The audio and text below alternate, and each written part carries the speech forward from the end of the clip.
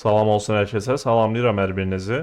Bu dərsimizdə sizinlə XML HTTP request haqqında danışacağıq və bunun istifadəsini sizə göstərmiş olacağam.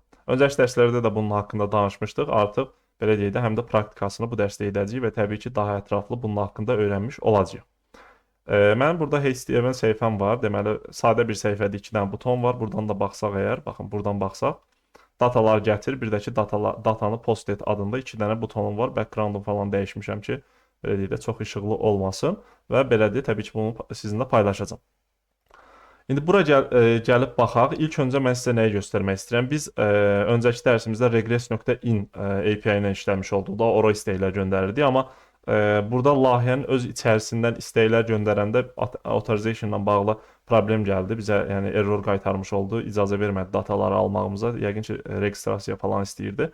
Ona görə də ənənəvi versiya olan, yəni illərdir bizi yarı yolda qoymayan JSON placeholder-la işləmiş olacağıq. Baxın, bu da eyni ilə onun kimi, yəni regress.in kimi bir deməli API-dir. Yəni bizə datalar təqdim edir. Bura daxil olsaz əgər, burada fikir verin, resource hissəsində deməli qaynaqlar var. Yəni burada userləri gətirmək üçün 10 dənə user var. Deyir ki, bura klik etsək, hətta klik eləyək. Baxın, bura baxsaq, bura istəyə göndərdiyimiz zaman bizə belə bir data qayıtmış olacaq. 10 dənədir, array içərisindədir bu da. JSON formatında təbii ki.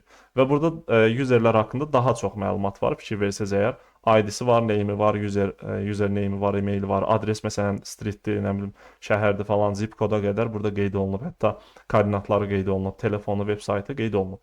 Və ikinci userin də ID-si burada 2-dir və onun haqqında məlumatlar var. Bu formada 10 dənə userimiz var. İndi biz bununla işləmiş olacağıq, bu API ilə işləmiş olacağıq.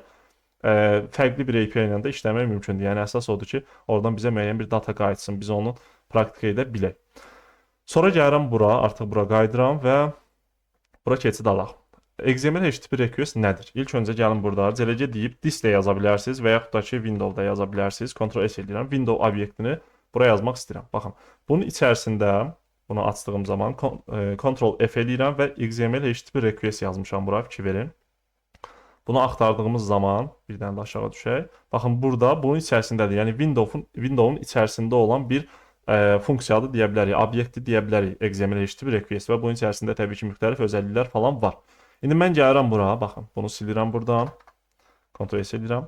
Gəlirəm bura, const xhr deyirəm və buna mənimsədirəm. New açar sözündən istifadə edərək. Yəni bu xhr təbii ki, dəyişən adıdır, fərqli ad da verə bilərsiniz, amma ən çox bu formada istifadə olunduğunu görəcəksiniz.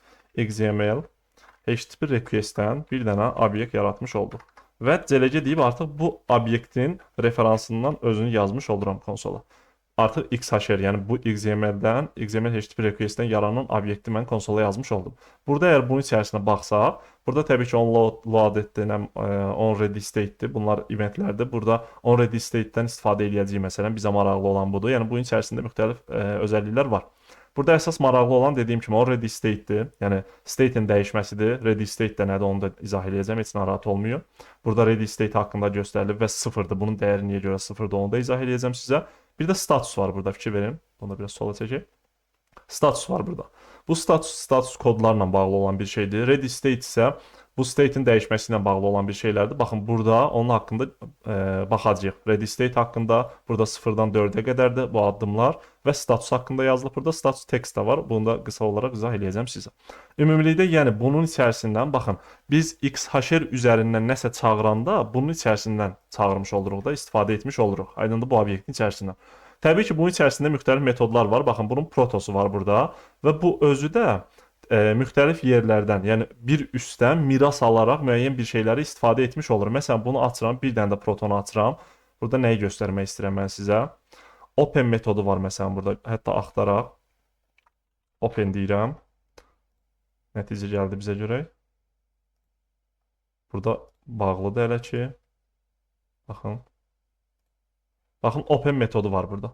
Bu open metodunu biz istifadə edə biləcəyik. Bu XHR obyektin öz içərisində deyil, bu yaranan obyektin öz içərisində deyil, amma bir üstdə olduğu üçün, ondan miras aldığı üçün bu da proto üzərindən gedib onu götürüb istifadə edə bilir. Və yaxud da ki, send metodu var, axtarsanız burada send metodunu da tapacaqsınız.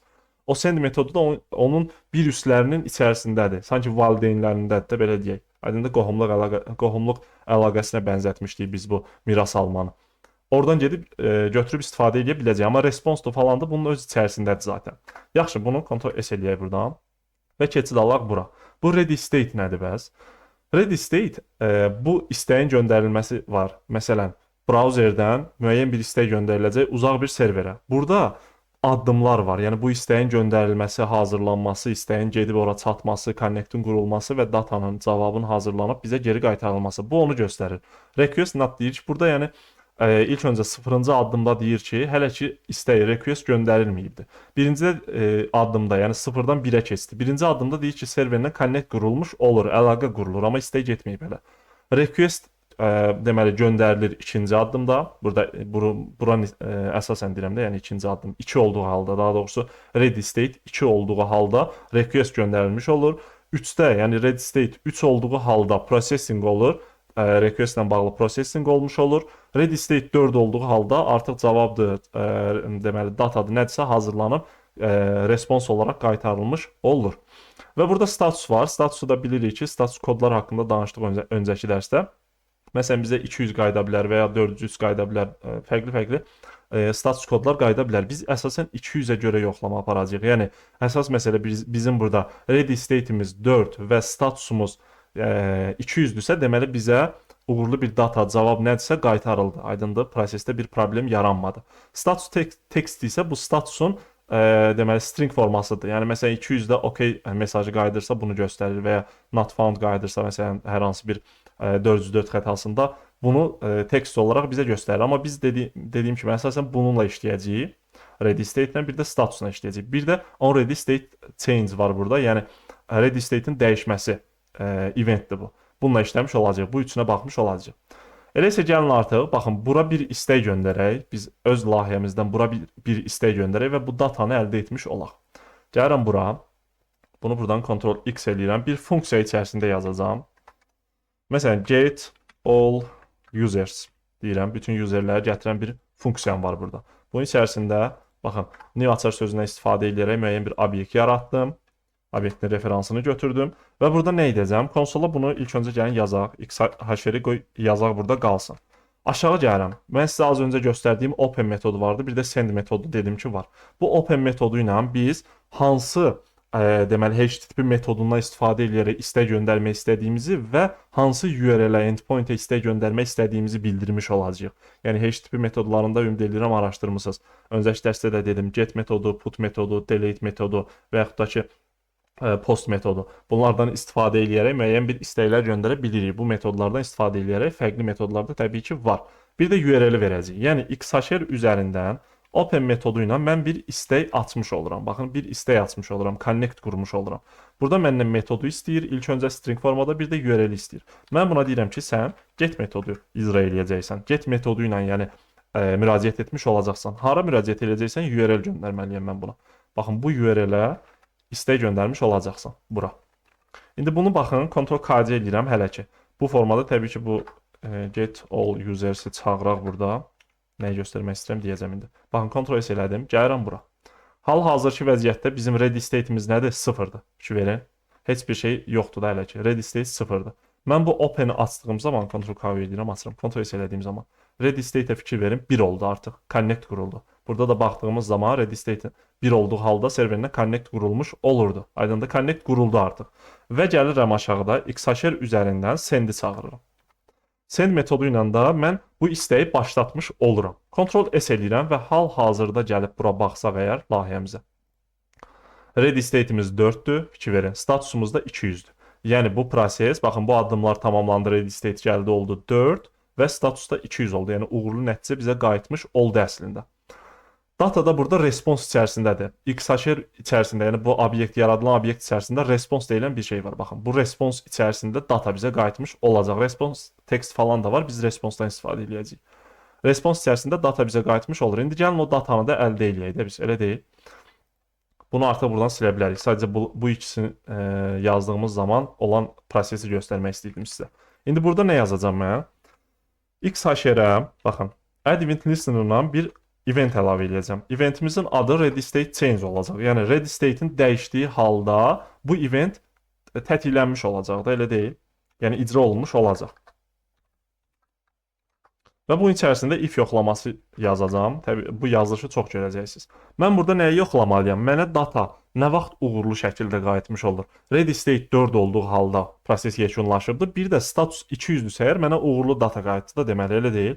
Onda mən gəlirəm bura deyirəm Xashare üzərindən ready state-i çağırıram. Əgər bu bərabərdirsə nəyə? 4-ə və ikinci yoxlamam olmalıdır və Xashare üzərindən burada listə yazırlar bəzən. Amma Xashare yazıram mən birbaşa. Xashare üzərindən statusu çağırıram. Bu da əgər bərabərdirsə 200-ə, deməli nədir? Uğurlu bir data qayıtmış oldu da mənə.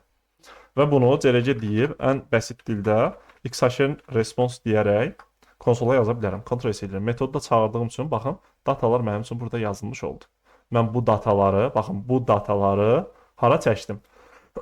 Bura. Öz layihəmə çəkdim. Təbii ki, bura çəkib konsola yaza bilirəmsə, başqa bir vaxt mən nə edə bilərəm? Burada HTML ilə DOM elementi yaradacağam, nəsə yaradacağam burada. Onun içərisində məsələn ID-ni oraya yazmaq mənası yoxdur. Məsələn, name-i bir dənə kart yaratdım, düşünün, user haqqında kart yaratmışam. Onun name-ini oraya yazacağam, user-ini oraya yaza bilərəm, email-ini oraya yaza bilərəm, adres haqqında məlumatları yaza bilərəm ona. Elə deyil. İndi gəlin bunu bu butona bağlayaq. Mən istəyirəm ki, bu butona klik olunduğu zaman bu datalar mənə gəlmiş olsun. Onu da necə edə bilərik? Buradan baxırıq, baxın, həmən butona dataları gətirmək üçün butonumuzun ID-si var burada. Bunu Ctrl C edirəm buradan. Bunlar bildiyimiz proseslərdir. Const deyirəm, elə bu adla bura verəcəm, amma belə eləyəcəm. Data btn yazaq. Buna mənimsə edəcəm dokument üzərindən query selectoru çağıracağam və bunun içərisində ID də belə deyil. ID-ni buraya yazacağam. Təbii ki, ID DS olacaq burada. ID-ni buraya yazdım. Yəni bu butonu seçdim, elə deyil. Gəlirəm aşağı, nə deyəcəm? Butonunu yazdım. Get data elə deyil. Get data btn. Buna add event listener-dan bir metodu əlavə edirəm və deyirəm ki, buna nə olduğu zaman, klik olduğu zaman hansı funksiya çağırılmış olsun? Get all user. Ctrl X edirəm buradan. Bunu buraya yapışdırmış oluram. Bunu da buradan sildirəm. Ctrl S edirəm. Hal-hazırda data gəlməyib bizə, fikir verin. Buna klik eləyirəm və data bizə gəlmiş olur. Və fikir verin, səhifə refresh olunmadı. Baxın, klik eləyirəm, səhifə refresh olunmadan bizə datalar gəlmiş oldu.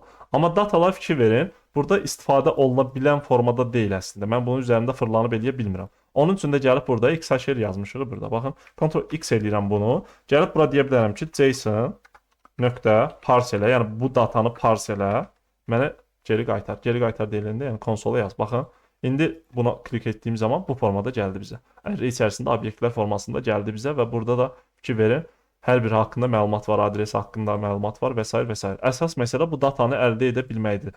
Bizə lazımdırsa əgər hər hansı bir proses yerinə yetirmək, yəni bunu HTML səhifəsinə bura əlavə etmək, artıq bu datadan istifadə edərək elementləri yaradaraq ki, bu elementləri dəfələrlə sizinlə yaratmışıq. Element yaradaraq bura bu məlumatları çəkərək yerləşdirə bilərik. Və yaxud da ki, gəlin burada görək başqa bir hara istək göndərmək olar. Məsələn, post, bütün postları gətirəm. Baxın, Ctrl C edirəm, bu ünvana istək göndərirəm. Baxın, bu ünvanı yazıram bura, Ctrl V edirəm, Ctrl S edirəm. Bu dəfə artıq mənə qayıtmalıdır. Postlar qayıtmalıdır, elə deyil. Baxın, 100 dənə post qayıtmış oldu mənə. Bunun da içərisinə baxdığımız zaman 0-cı indeksdə body'si budur, indeksi budur, title və user ID-si də budur. Və yaxud da ki, başqa bir ünvana da istək göndərmək olar. Görün, burada tək-tək istək göndərmək var, yoxsa yox. Məsələn, burada post ID-yə görə postu gətirə bilərik. Baxın, məsələn, ID-si 1 olanı gətirib burada, elə deyil. ID-si 2 olana vururam, ID-si 2 olanı gətirdi. Fikir verin, ID-yə fikir verin, ID-si 2-dir. Və ya ID-si 3 olana enter vururam. ID-si 3 olanı bizim üçün gətirdi. Fikir verin burada. Mən bunu necə edə bilərəm? Bunu götürərəm buradan base URL kimi. Əslində base URL yazıb da yazmaq olar, amma onları festdə falan ətraflı eləyəcəyik. Əsas məsələ deməli bu XML HTTP request-in istifadəsini görməkdir və hər hansı bir yerə istək atıb oradan datanın bizə gəlməsinin şahidi olmaqdır. Yəni festlə falan bunları daha rahat formada etmiş olacağıq. Yəni bu qədər uzun-uzadı kodlar yazmağa ehtiyac olmayacaq. Məsələn, bunu dinamik eləmək olar burada. Template literal istifadə edərək dinamik etmək olar. Məsələn 3-dür. Deyirəm ki, ID-si 2 olanı gətir. Ctrl S eləyirəm. Baxın, bura gəlirəm. Buna klik etdiyimiz zaman nə olacaq? ID-si 2 olan datanı mənim üçün gətirdi bura. Aydındır. Və burada da nə yazmışıq? Post. Yəni ID-si 3 olan postu gətirdi bizə. Və ya user-i gətirmək istəsəydik, user-i də gətirə bilərdik. Burada var görək. Postu, postlarla bağlıdır, yoxdur. Postların sonra kommentini gətirə bilər və s. və s. Aydındır. Ümumilikdə bunun üzərindən geçsək əgər, biz burada nə yazmış olduq? Baxaq əgər. Baxın, mən bir funksiya yazdım ki, bu funksiyanı çağıra bilim də. Yəni, kənarda da yaza bilərdim, amma idarə etmək üçün funksiya içərisində yazdım. XML HTTP requestdən bir dənə obyekt yaratdım. XHR ilə onun referansını tutdum və XHR üzərindən, referans üzərindən add event listener-ı çağırdım. Ready state change eventini buraya yazdım. Yəni XHR üzərində ready state change olduğu zaman, bu event baş verdiyi zaman bu callback funksiyaya icra olmuş olacaq. Nə olacaq burada? Burada da yoxlama var. XHR üzərindən ready state 4 olduğu halda və XHR üzərindən status 200 olduğu halda konsola bu XHR-in responsunu yaz və JSON parse eləyərək yaz bunu konsola. Aşağıda da open-lə dedi ki, istəyi açmış olduq. Dedi ki, sən deməli həmən serverə get metodu ilə müraciət etmiş olacaqsan, yəni bu endpoint-ə daha doğrusu get metodu ilə müraciət etmiş olacaqsan. Burada da URL-i verdi, endpoint-i verdi və aşağıda da XHR üzərindən send-i çağıraraq bu istəyi başlatmış olduq. Aydındır? Bunu etdik. İndi burada məsələn deyirəm, biz əgər hər hansı bir datanı post etməli olsaydıq, burada metodumuz olacaqdı post. Təbii ki, burada fərqliliklər də olacaqdı. Tək bunu post etməklə olmur. Biz send içərisində datanı göndərməliyik və başlıqları, body hissələrini falan qeyd etməliyik. Amma bunu burada göstərməyəcəm sizə. Yəni burada zaten bu JSON placeholder-a göndərdiyimiz zaman data ora əlavə falan olunmur. Mən sizə bunu fetch API keçdiyim zaman orada həm postu izah edəcəm, həm delete'i, həm update'i izah etmiş olacağam, həm də get'i izah etmiş olacağam. Həmən vaxt biz JSON serverdən istifadə edərək, JSON serveri də bilmirsiniz nədir? Bu normaldır, yəni bilməməyiniz. Çünki hələ görməmişik onu. JSON server var. Bizə lokalımızda müəyyən bir db.json adında bir fayl yaratmağa icazə verir və o müəyyən bir portda ayağa qalxmış olur. Aydındır? Həmən deməli ayağa qalxan layihə ki var, o backend proyekti olmuş olur. Və təbii ki, biz ona istəklər göndərə bilirik. Front tərəfdən istəklər göndərə bilirik ona. Onu da heç narahat olmayın. Fetch API keçdiyimiz zaman orada görəcəyik. Zaten Fetch API üzərində mən get metodunu da sizə izah edəcəm.